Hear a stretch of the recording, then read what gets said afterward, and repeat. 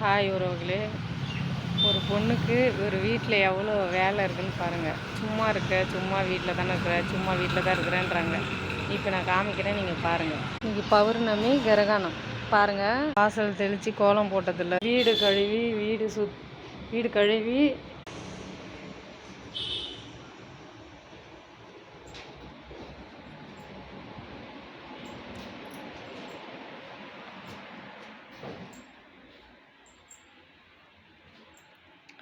சாமி போட்ட சுத்தம் பண்ணதுலேருந்து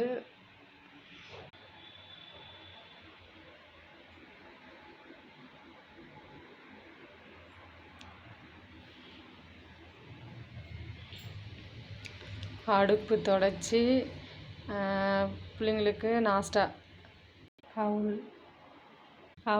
அவுல் பண்ணி டீ கொடுத்து நாஸ்டா பண்ணி ஸ்கூலுக்கு அனுப்பியாச்சு. சரிங்களா? இப்போ என்னென்ன வேலை நடந்திருக்குன்னு பாருங்கள். எவ்வளோ துணி, எவ்வளோ ஜாமான் பாருங்கள்.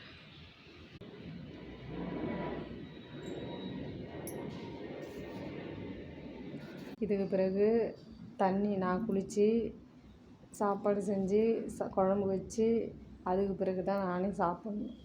ஒரு வீட்டில் ஒரு பொண்ணு சும்மா இருக்கிற, நீ சும்மா தான் இருக்க, உனக்கு என்ன வீட்டில் சும்மா இருக்கிறேன்னு சொல்கிறாங்க. ஆனால் வீட்டில் சும்மா இருக்கிறாங்கன்னா எவ்வளோ வேலை இருக்குதுன்னு நீங்களே பாருங்கள்.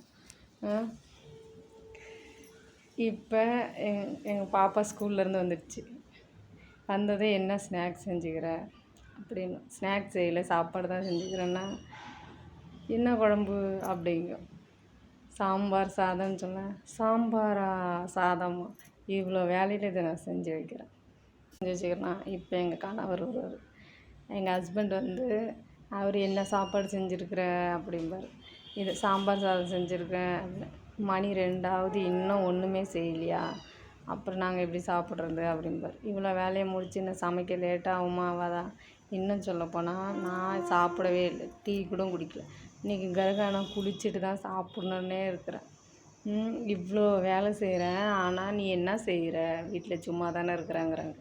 எங்கள் சொந்தக்காரவங்க கிராமத்தில் இருக்கிறவங்களாம் ஒன்றுக்கு என்ன ஜாலியாக இருக்கிற, நல்லா சிட்டியில் ஜாலியாக இருக்கிற, நைல்லே இருக்கிற, நாங்கள் தான் கஷ்டப்படுறோங்க.